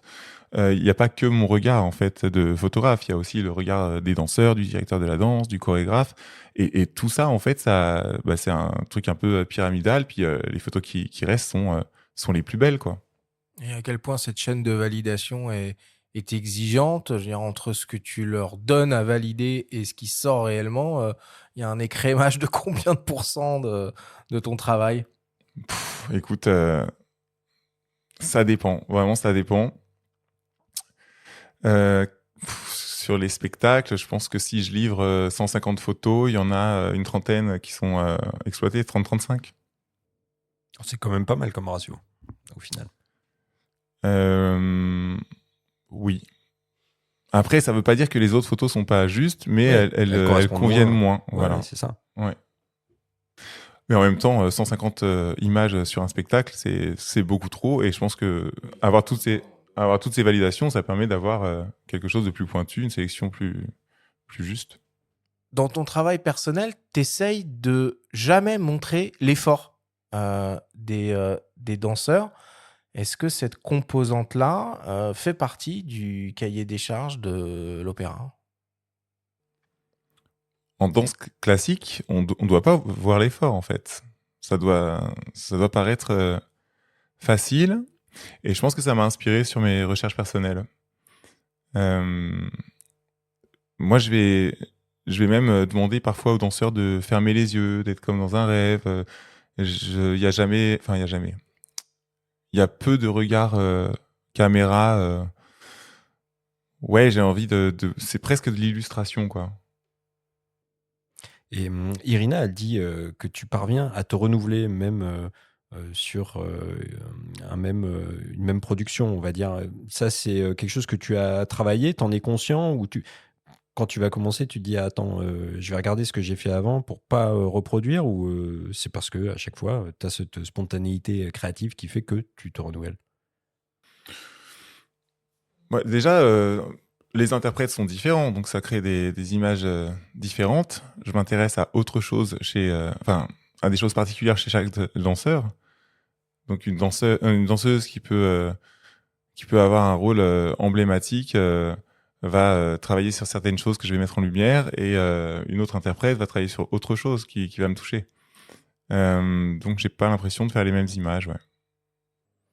Est-ce que tu peux nous parler un petit peu d'un autre volet de ton travail qu'on n'a pas encore abordé, à savoir la post-production? Est-ce que c'est toi qui retravaille tes images, qui fait les retouches, qui fait l'editing, ou est-ce que tu as du monde autour de toi pour t'aider à ça? Alors pour l'editing, c'est vraiment le nerf de la guerre, donc ça c'est moi qui le fais. Mais je suis très rapide. En général, j'essaye de penser à cette étape-là quand je déclenche. Pour pas que ce soit trop chronophage. C'est-à-dire comment tu fais concrètement? Tu notes tes images ou tu mets une étoile sur une image Je mets une étoile sur une image pendant la séance photo et j'essaye de shooter vraiment quand c'est nécessaire. J'essaye de pas shooter trop. Après, il y a des mouvements qui sont très compliqués à avoir et là, je peux faire de la rafale sur une seconde, mais j'essaye de déclencher peu. Et puis, je trouve qu'après, ma sélection est plus intéressante comme ça. Et dans un deuxième temps, alors c'est moi qui fais les recadrages, contrastes, couleurs, etc. Mais ça, c'est des automatismes, donc ça prend pas de temps. Et concernant les retouches, je sous-traite, ouais. Mais je peux dire que moi, ce qui m'intéresse dans la photo, c'est vraiment la prise de vue. Et du coup, j'ai tout fait pour que le travail sur l'ordinateur soit le moins long possible, ouais. Et je pense toujours à ça quand je fais des images. Je me dis jamais, bon, cette lumière, ça va, je vais rattraper. Non, non, je veux que ma lumière soit cool. Déjà pour impressionner aussi le modèle et lui montrer un résultat sympa. Et puis aussi parce que je trouve que c'est plus chouette de travailler en direct qu'en retouche. Après, il y a quelquefois des montages que je fais parce que je dois mettre une source de lumière proche du danseur sur des compositions. Et là, je fais une plane pour pouvoir monter et enlever la boîte à lumière. Alors, pour évoquer la relation avec les artistes, on va écouter un témoignage du danseur étoile François Allu qu'on a entendu au tout début de cette émission. Il dit beaucoup de choses passionnantes sur la manière dont tu te comportes lors des shootings et notamment sur le lien de confiance que tu instaures avec l'artiste. Je pense que c'est on ne peut plus essentiel. Je pense que c'est exactement comme quand on joue face à la caméra, ou face à un objectif quel qu'il soit. Pour pouvoir libérer l'émotion, pour pouvoir, se donner à 100 pour pouvoir prendre des risques, pour pouvoir faire des erreurs et faire naître l'accident qui va rendre la photo encore plus incroyable parfois, c'est essentiel évidemment et primordial de se laisser complètement, porter et d'être en confiance avec le photographe. Et d'ailleurs, je me rappelle avec Julien, beaucoup de nos photos, je lui proposais énormément de positions, de postures, de sauts, parfois même de jeux avec les décors. Et Julien est extrêmement ouvert, il a l'esprit ouais, vraiment ouvert à 360, ce qui fait qu'il arrive à saisir des clichés qui sont vraiment uniques. Julien est là pendant les répétitions, il s'installe, on le voit à peine, hein, bien qu'il soit un homme élancé, un bel étalon, n'est-ce pas? Julien, il est extrêmement discret dans les répétitions et moi je sais ce que j'apprécie beaucoup, c'est que très souvent à la fin, comme on avait et qu'on a d'ailleurs toujours une grande amitié, une grande complicité, je lui disais: «Tiens, est-ce qu'on peut se faire juste ce saut-là, cette photo-là pour s'assurer qu'on ait, vraiment des clichés qui nous plaisent?» Et Julien, il est extrêmement disponible, toujours ouvert et aussi Julien est vraiment force de proposition. Donc c'est un vrai, plaisir de collaborer avec lui. Pour son livre qui s'appelle, La poésie du mouvement, avec Simon Le Borgne qui est un autre danseur, on s'est retrouvé à faire une photo où, je devais sauter parallèle au sol, donc, à l'horizontale. Simon me tenait la cheville, droite, il me semble et il devait ensuite décoller lui aussi et on devait être en suspension et tous les 2 l'un derrière l'autre comme ça, comme s'il essayait de me retenir à lui. On a dû faire cette photo, je pense, faudra redemander à Julien pour le chiffre exact, mais je pense qu'on a fait au minimum, 50 prises pour pas dire plus et je me rappelle à un moment le lieu allait fermer et Julien dit: «Non mais de toute façon c'est pas grave, on n'a pas celle-là, mais on en a d'autres, ça va être super» et je dis: «Non, non, on continue» et Simon pareil, on était déterminés, on savait que notre pose était bien, on voyait tous les 3, je pense, le rendu, que pouvait avoir cette photo et effectivement, la dernière prise, cette fois-ci, a été la bonne. Et là, c'était extrêmement technique parce qu'on devait, on était 3 en fait. Il y avait Julien, il y avait Simon, il y avait moi. Donc, il y avait beaucoup plus de chances encore que la photo soit complexe quelque part. Puis en plus, on était sur un terrain qui était quand même assez dur et il fallait vraiment se synchroniser tous ensemble. Et à la fin, la dernière photo a été la bonne. Et cette photo, Julien a eu le trait d'esprit et l'intelligence de la pivoter, simplement d'un quart de tour, pour passer donc d'une pose horizontale à une pose verticale. Et ça a donné naissance à la couverture de son livre, La poésie du mouvement. Et évidemment, avec Simon, on était extrêmement honorés de faire partie de ce livre et d'en être la couverture en plus. Tout ça pour dire que Julien, donc effectivement, il a un œil, il a une capacité à prendre très vite les photos. On en avait plein qui étaient acceptables auparavant, évidemment, dans cette série, mais on n'avait pas la photo parfaite et on le savait tous les 3. Et ce que j'aime beaucoup aussi chez Julien, c'est sa pugnacité, le fait qu'il lâche pas, que ce soit à la fois un grand travailleur et en même temps un immense passionné. Et d'ailleurs, toutes nos séances de travail, ça n'a jamais été du travail. C'était toujours des projets à côté, hein, des side projects. On partait le week-end pour se détendre, pour aller faire des photos dans des endroits incroyables, notamment donc à Carteret, dans le nord, dans l'est, dans l'ouest, dans le sud de la France. Et dès qu'on avait une opportunité, même une fois, on était sur une nationale, on voit une maison abandonnée. Je lui ai dit, mais regarde, cette maison, elle est incroyable. Je dis, ouais, j'ai vu. Il dit, viens, on s'arrête. Je dis, ah bah génial. Et on a passé, je sais pas moi, 45 minutes, 1 heure à faire des photos dans ce lieu abandonné. Ça a donné naissance à une série photo juste folle, complètement improvisée, mais encore une fois grâce à l'état d'esprit de Julien qui est ouvert et en même temps toujours prêt à l'aventure. Donc un vrai bonheur de collaborer avec Julien Benamou. Tu te souviens du nombre exact de photos que vous avez fait avec Si c'est pas François 50, et c'est Simon 49. On n'en pouvait plus. Le sol était dur. On avait vraiment... J'avais l'image en tête exacte. Je savais exactement comment devait être le pied, comment devait être la main, comment devait être le visage, etc. Et il y avait toujours un truc qui n'allait pas. C'était une pose très compliquée et qui était tout en force. Et moi, je voulais un truc super poétique et doux. Moi, je travaillais beaucoup avec les lignes aussi. Et du coup, il fallait que les jambes soient parfaitement alignées. J'avais un flash hyper fort pour vraiment créer des ombres, des beaux noirs, etc. Et j'avais l'ambition de mettre François et Simon sur la couverture du bouquin. Donc, je savais l'enjeu. Mais en même temps, je voulais pas les fracasser, les pauvres. Et donc, à un moment, j'ai dit non, mais on arrête. Et puis, c'est François qui a pris le lead et qui a dit non, non, on continue, on y va. Et ça, je pense que c'est une petite force que j'ai, c'est-à-dire que j'arrive à impliquer les interprètes dans l'image et à la fin, presque, ils s'en fichent d'être beaux ou pas. C'est-à-dire qu'ils veulent une bonne image et là, on est tous contents, quoi. Et cette fameuse couverture de ton bouquin, François explique que l'image a été du coup retournée en passant d'une position horizontale à une position verticale. Ça, tu l'avais déjà dans la tête ou c'est au moment de la prise de vue que tu l'as décidé? Non, j'avais pas dans la tête. C'est sur l'ordinateur que j'ai décidé. Tu peux nous parler un peu de la place qu'occupe ce livre, déjà, nous parle un peu de ce livre et l'importance finalement de la matérialité de tes images pour les montrer et les partager avec le public. C'était une grande étape, ce livre, parce que c'était c'était un peu mon bébé, quoi. C'était tous mes projets. J'ai fait fi de pas mal de choses. C'est-à-dire que j'ai vraiment mis les danseurs que j'aimais dans ce bouquin. J'ai pas forcément travaillé avec le grade des danseurs. C'est-à-dire qu'il y avait des étoiles comme des quadrilles. Et c'était que des danseurs qui me touchaient. Du coup, c'était vraiment un projet, un livre très, très personnel. Il y avait des danseurs, il y avait des contorsionnistes, il y avait plein d'artistes comme ça qui travaillaient avec leur corps. C'était un objet voilà, sur la beauté du geste et la beauté du corps. Il y avait beaucoup de nus aussi.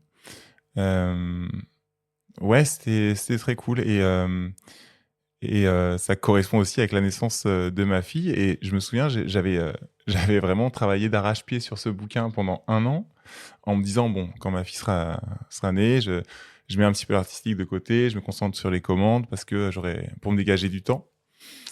Et finalement, c'était complètement l'inverse. Je me suis rendu compte qu'en travaillant beaucoup sur l'artistique, bah, les commandes s'alignaient sur ce que j'aimais faire.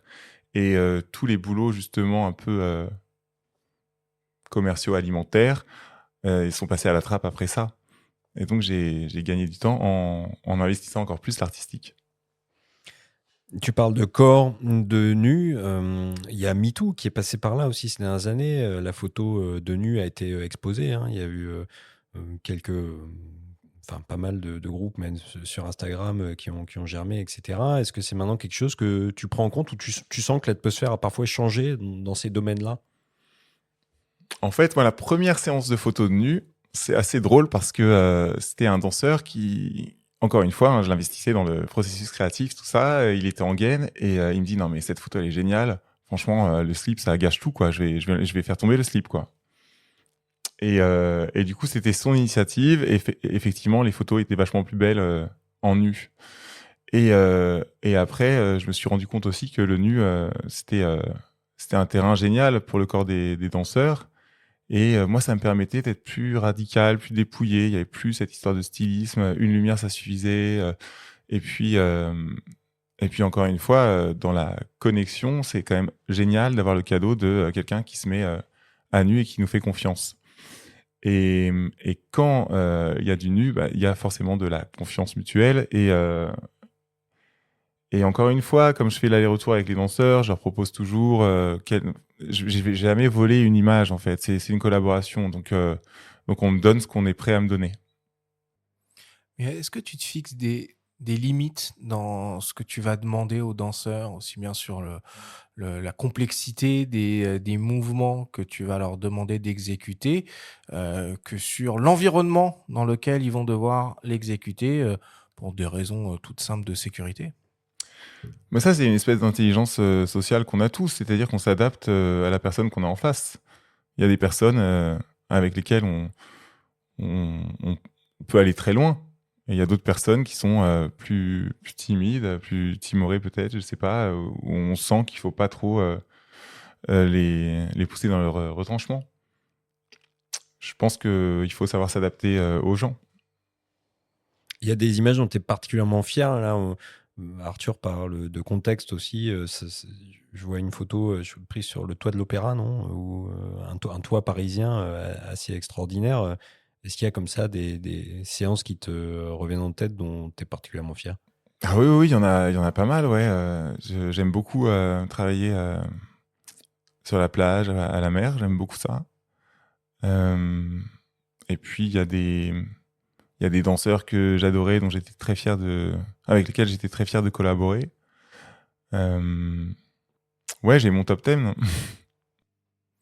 On a fait une émission récemment sur la photographie d'Urbex. On entendait François, dans son témoignage, raconter l'anecdote que vous étiez passé devant une maison abandonnée. Allez, on s'arrête, on fait une photo et tout, machin. T'as toujours ton matos sur toi pour on sait jamais au cas où, ou voilà, comment ça se... Alors, l'urbex, pour moi, c'est inexploitable parce que c'est trop dangereux pour les pieds des danseurs. Et puis, je peux pas... Voilà, il y a des limites. Il y a des limites. Et puis, je peux pas marcher 1 heure avec tout mon matos et avec le danseur, puis arriver sur le plateau en étant déjà crevé. Là, c'est vrai que quand on part en week-end avec François pour s'amuser, j'ai quand même mon flash et mon appareil au cas où. Et on arrive toujours à taper des bonnes images et à être spontané. Mais François, c'est un ami, du coup, il n'y a pas d'enjeu. Je sais qu'il va pas me juger si je foire une photo. On peut tenter des choses. Voilà. Mais sinon, non, je me balade pas avec mon appareil tout le temps. Non. Et là, à ce stade de ta carrière, t'en es où? T'as des aspirations? Tu veux aller plus loin dans la photo de ballet à l'Opéra de Paris, par exemple? Ou est-ce qu'il y a des lieux d'exposition qui te font envie? Tu proposes aussi des tirages sur ton site. Oui, oui, je fais des expos, je vends des tirages. Écoute, j'ai toujours travaillé vraiment sans plan de carrière et juste avec des envies de collaborer avec des gens.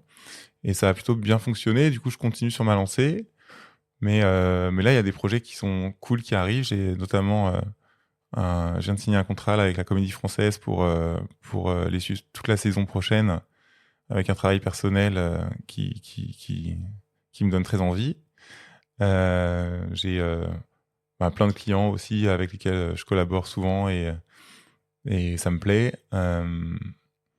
Ouais, franchement, la vie de photographe indépendant, c'est assez cool, hein. Il y a plein de rebondissements, plein de projets sympas. Et du coup, je me laisse un peu porter. Je mets un point d'honneur, j'allais dire, c'est pas vrai, mais quand j'ai commencé la photo en tant que portraitiste, j'ai vraiment galéré. Et je passais plus de temps à démarcher qu'à travailler. Et en fait, ça a vraiment switché quand j'ai commencé à développer un travail personnel où là, j'étais plus dans l'action et du coup, je démarchais moins. Et aujourd'hui, le grand luxe que j'ai, c'est d'absolument pas démarcher. Et ça, c'est vraiment super agréable. Ça, on l'entend pas beaucoup à nos micros, par contre. Hélas. Ah. Mais tant mieux. Ouais, c'est vrai que c'est très agréable quand les clients viennent à nous. Et en plus, c'est pour réaliser des images qui collent à notre univers. Donc, c'est encore plus simple et encore plus agréable. Et on va conclure là-dessus. Merci beaucoup, Julien, Merci pour à vous. tout ce que tu nous as raconté. Merci. On passe à la suite.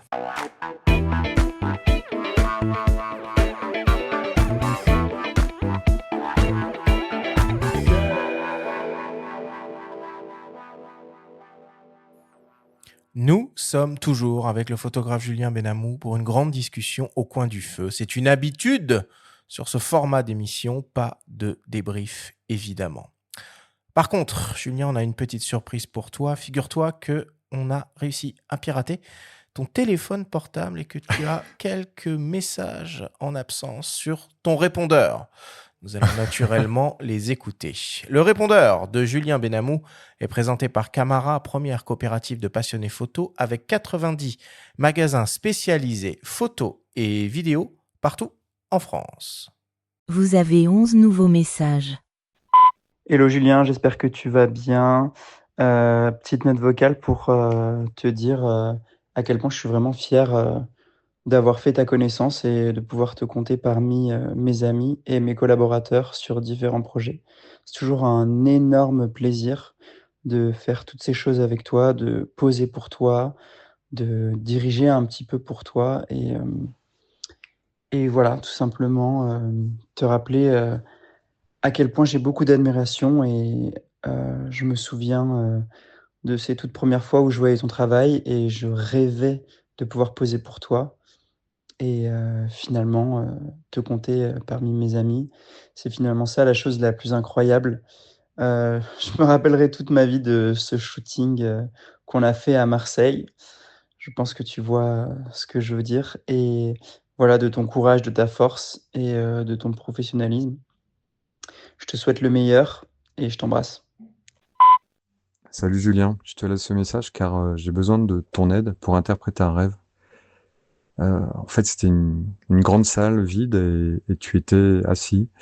À côté de toi, il y avait 3 autres personnes, Jean-Paul Goude, Helmut Newton et Guy Bourdin. Au bout de quelques heures, une chanteuse de pop d'un certain âge arrive, vous regarde dans les yeux et vous explique qu'elle va choisir l'un de vous 4 pour réaliser les images du 2e volume d'un livre sorti plusieurs décennies auparavant. Un livre dans lequel elle apparaissait majoritairement nue. Elle vous demande à chacun de répéter une chorégraphie qu'elle démontre. Tu t'en sors très bien d'ailleurs avec ton agilité, ton sens du rythme naturel. Puis elle vous demande de lui raconter une blague. Et elle explique, c'est celui qui me fera rire qui aura le job. Et là, tu lui racontes ta blague préférée, celle que tu racontes à chaque fois, celle du prêtre et du pingouin dans l'ascenseur. Quand tu arrives à la fin, elle explose de rire. Vraiment, elle rit aux larmes, elle te regarde dans les yeux et elle te dit « Je suis prête. Vous êtes prêts aussi ?» Voilà, c'est la fin du rêve. Donc je sais qu'il y a un sens Private joke, c'est caché ça. qui est pas loin, mais j'ai besoin de ton aide. Faut que tu me donnes quelques éléments. Salut Juju, bah écoute, c'est Elsa, j'espère que tu vas bien et je voulais prendre un peu de tes nouvelles et surtout je voulais te dire que j'ai pensé fortement à toi aujourd'hui. J'étais à l'opéra et pour travailler et en fait j'ai recroisé des danseurs qu'on avait shootés ensemble à l'époque où j'étais stagiaire avec toi et en fait je les ai vus et ce qui s'est passé c'est très fun, c'est qu'en fait j'ai pensé à leurs fesses et je me suis dit mais c'est fou parce que le stage avec Julien était très enrichissant. En termes de cul, je connais les culs de tout le monde, que ça soit danseur, modèle photo ou Philippe. Même on a une photo de Philippe, de ses fesses que je suis en train de retoucher chez toi, Julien. Et je trouve que l'anecdote est vraiment très drôle. Et je pense que je serais capable de reconnaître en fait les fesses de tout le monde. Et je trouve que c'est un petit secret, tu vois, très cool à avoir. Et je voulais te le repartager. Voilà. Et du coup, je t'embrasse très fort et on essaye de savoir. Et des bisous. Prends soin de toi. Allô, Julien? Julien? Bon, t'as dû finir très tôt ou très tard. Je voulais te parler pour hier soir. Je pense que tu as fait le plus beau portrait de moi depuis ces 10 dernières années. Et c'était totalement surréaliste, on est d'accord. C'est vrai que faire mon portrait entre deux malades vagales, un dans la salle de l'opéra, pour le gala évidemment, et l'autre au dîner. Et le surréalisme, on adore ça. Et c'est vrai que j'avais tous les instruments, enfin les accessoires de Paloma Picasso, tellement bien né, tellement bien surréaliste. Et je sais pas, je garde ce portrait amoureusement. Tu venais de faire les photos, je crois, de Blouin et de Paul Marc.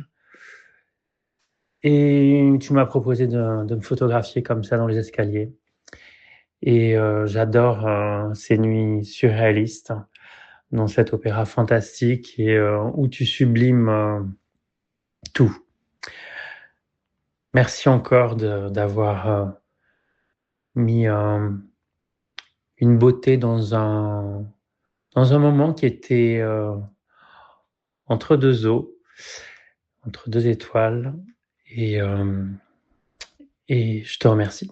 À bientôt. C'était Frédéric Fondant. Bisous. Hello Julien, c'est Lorraine, ta petite stagiaire de 2017 qui continue son petit bonhomme de chemin. Je voulais te laisser un petit message pour te remercier encore pour tout ce que tu m'as appris lors de mon premier stage, notamment sur la photo de mouvement in studio. J'en garde un super souvenir et ça m'a beaucoup servi pour la suite. Et j'en profite aussi pour te féliciter pour tous les beaux projets que tu mènes aujourd'hui. C'est vraiment chouette de suivre tes aventures par les réseaux et garder un petit œil sur tout ce que tu fais. Je te souhaite plein de belles choses pour la suite et surtout au plaisir de te recroiser. Des bises. Salut Julien, c'est Léa Desandré à l'appareil. J'étais en train de faire une petite balade dans Zurich et figure-toi que m'est revenu en mémoire le souvenir de notre séance photo dans les montagnes suisses parce que je suis passée devant le fast-food dans lequel nous avons terminé la journée. Je sais pas si tu te souviens, mais vous étiez arrivé très tôt le matin avec ton assistant, avec Thomas Dunford et Justin Davis, et on était partis dans le fin fond de la campagne suisse pour faire la cover de Eternal Heaven. On avait cherché un lac qui était pas possible à retrouver avec la voiture. On s'était mis à marcher avec vos gros sacs à dos. On a même pris le téléphérique, ça me revient maintenant. Et à la fin de la journée, après un travail bien ardu, on s'était bien mérité ce fast-food qui s'était fini en orgie culinaire pas très intéressante nutritivement parlant, mais vraiment bien réconfortante. Et j'en garde un magnifique souvenir. Voilà, tout comme je garde un magnifique souvenir de tout ce qu'on a fait ensemble et du bonheur de travailler avec toi, toujours dans la bonne humeur et dans la joie. Je t'embrasse, Julien. Je t'aime, papa, t'es le meilleur du monde. Au revoir. Salut Juju, comment tu vas? J'espère que tu vas bien. Je t'envoyais juste ce petit message pour savoir si tu te souvenais de ce premier shoot qu'on a fait ensemble. C'était juste avant que je fasse mon stage. Tu sais, mon stage n'avait même pas encore commencé et tu m'avais donné rendez-vous dans ce théâtre à Malakoff. Et je sais plus pour quel artiste c'était, mais c'était le tout premier shoot qu'on a fait ensemble. Et j'arrive dans ce théâtre, mais je me dis, avec qui je suis encore tombé? Le gars était complètement à poil. Moi, c'était la première fois que j'arrivais à Paris. J'avais 19 ans, c'était n'importe quoi. Et c'était la toute première matinée qu'on a passée ensemble. C'était incroyable, mais c'était tellement bizarre. Bon, allez, Juju, je t'embrasse et on se voit vite sur le prochain shoot. Salut Julien, c'est Mathieu, j'espère que tu vas bien. Cool de te retrouver sur ce podcast. En tout cas, je voulais te dire que j'ai toujours eu un grand plaisir à collaborer avec toi. Merci de m'avoir apporté ton regard et parfois tes conseils sur des photoshoots que j'ai pu faire. J'ai beaucoup appris de ton travail et j'espère qu'on aura la chance de pouvoir travailler ensemble sur d'autres projets. Je te souhaite tout le meilleur et continue de sublimer la danse comme tu le fais. À très vite dans les airs, ciao. Hello Julien, j'espère que tu vas bien, c'est Victoria. Voilà, Julien, ça a toujours été un vrai bonheur de travailler avec toi. Tu as toujours su sublimer le mouvement de la danse, tu as toujours su lui donner une vie, le faire parler, lui faire raconter toujours des histoires différentes. Tu connais les corps, tu sais comment ils bougent.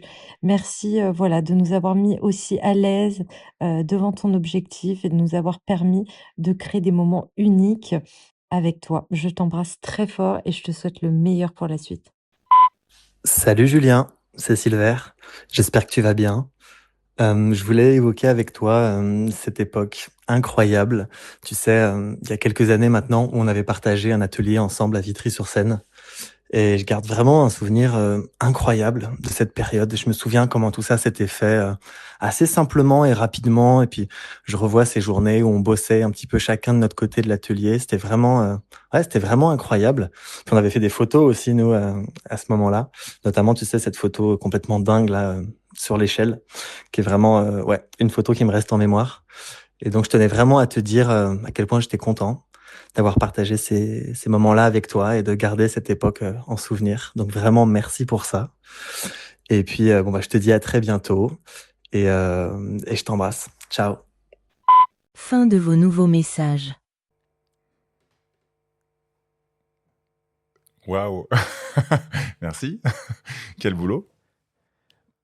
Ouais, on a été un petit peu aidé par Sissi Senouchki, notamment pour accéder dans la sphère la plus privée qui soit, notamment pour ta fille Lisa. Trop mignon. Mais c'est une belle brochette d'artistes. On voit la diversité entre Silver, entre Victoria d'Auberville, une chanteuse lyrique, Léa de Sandré aussi. On sent que tous sont assez conquis par ton approche, ta personnalité, ton travail, quoi. Bah, ça fait très plaisir et puis c'est vraiment tous des gens que j'admire, quoi. Quelle chance de collaborer avec des gens aussi doués, talentueux et puis humbles et humainement super, quoi.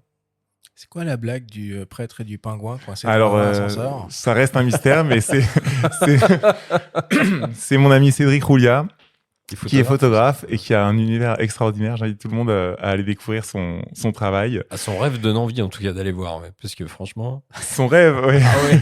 Écoute, je sais pas où il va chercher toutes ces idées, mais quand vous verrez ses photos, vous comprendrez qu'il a un esprit un peu alambiqué. En tout cas, t'as pas répondu pour la blague. Hein. Bah, je pense que ça sort de son imagination qui est débordante. En tout cas, on remercie évidemment toutes les personnes qui ont participé à ce répondeur par ordre d'apparition.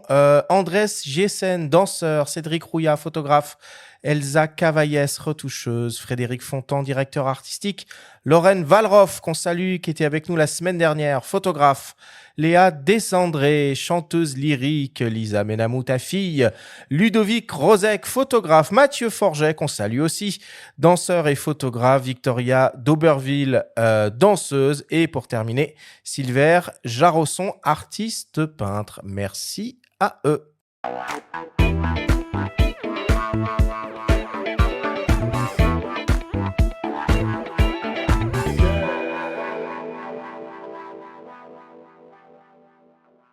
Et on attaque la dernière partie de cette émission avec le traditionnel quiz.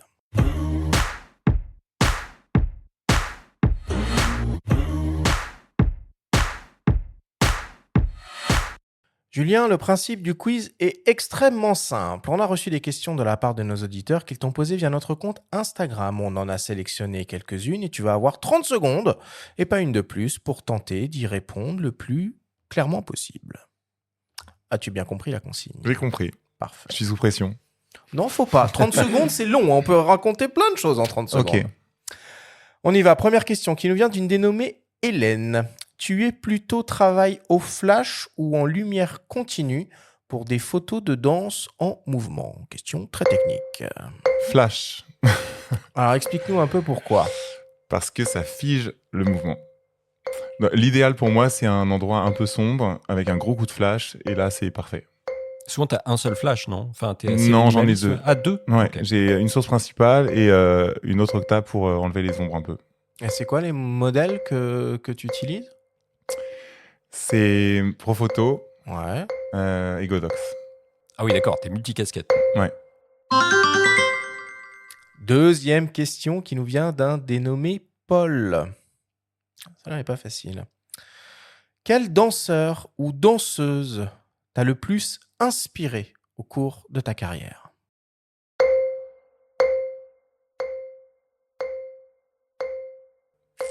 Marie-Agnès Gillot, je pense.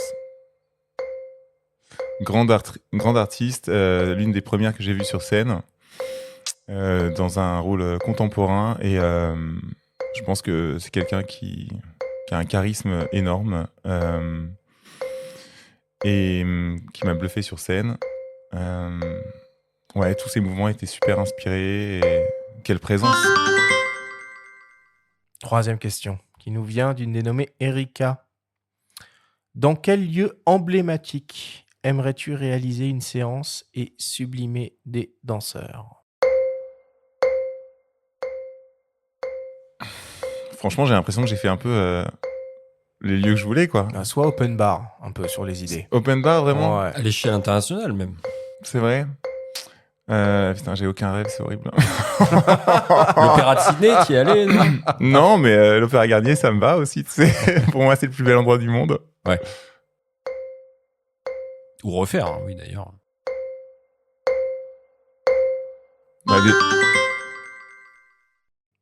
Alors, l'inspiration finale? Non, récemment, je suis allé faire des photos au musée d'Orsay et c'était vraiment exceptionnel. Ok. Et oui. tout à l'heure, je pars au Louvre pour faire C'est des pas mal, photos. ça. Où ça, au Louvre? Dans la Grande Galerie. D'accord. Là, En fait, tout à l'heure, ça. après l'émission. La barre est déjà placée tellement haut que... en fait, ouais. Quatrième question qui nous vient de Voodoo Child 46. Est-ce que tu es toujours angoissé lorsque tu photographies un spectacle en live? Non. Vraiment, j'y vais maintenant de façon sereine. Et tu l'as été, angoissé? Je l'ai été, ouais, au début, oui, c'était un stress. Il y a une obligation de résultat quand même, quoi. Oui, mais maintenant, j'ai l'impression d'avoir un peu de bouteille, donc j'y vais de façon tout à fait sereine. Au début, ouais, j'étais stressé. C'est quoi les endroits préférés où tu te places dans la salle pour photographier? De face, 3e rang. Ok, c'est extrêmement Ah oui, clair. En plein milieu de tout le monde. Exactement. 85 mm 1.2, Au premier loge. On espère juste que la personne devant ne mesure pas 2,10 m avec une énorme coupe afro. Bon, pour terminer, une question de mes soins, une question qui tue.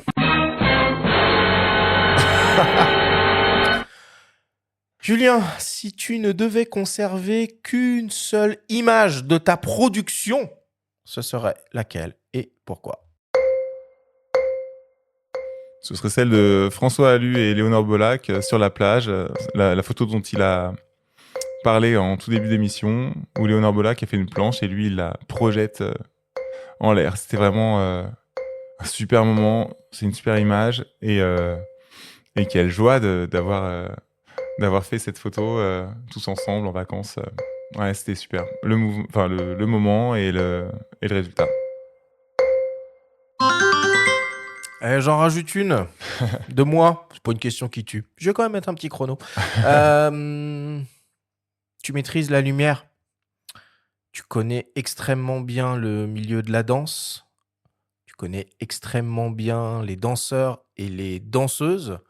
Est-ce que tu ne serais pas tenté par laisser de côté l'appareil photo et te lancer dans la direction artistique d'un spectacle de danse?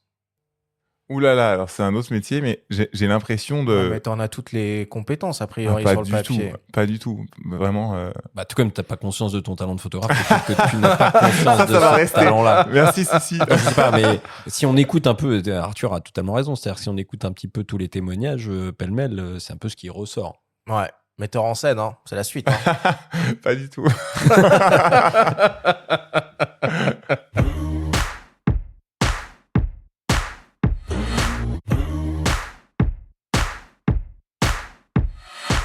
Nous voilà désormais à la fin de cette émission et de cette saison. Julien, c'était un plaisir de te recevoir à nos micros dans notre studio.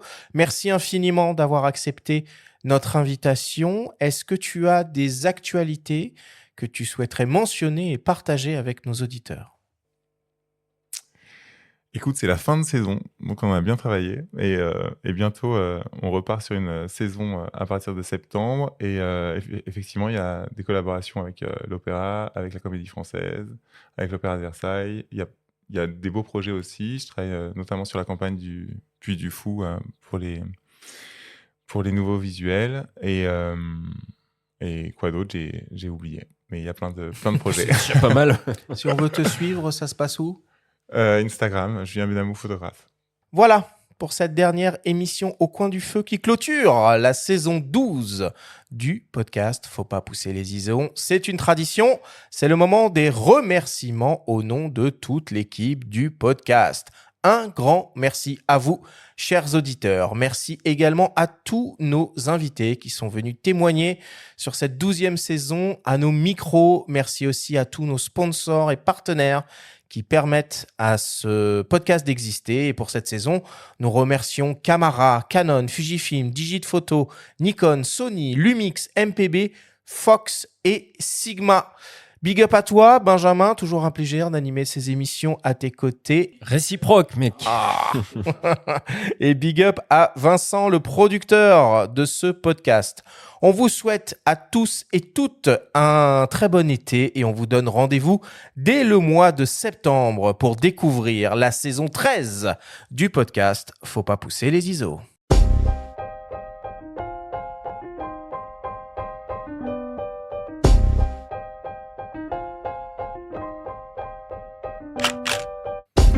C'était Faut pas pousser les ISO, le podcast hebdo pour tous les passionnés de photos et de vidéos. Toutes les semaines, retrouvez Arthur Azoulay, Benjamin Favier et leurs invités pour parler de sujets matos, techniques et inspiration.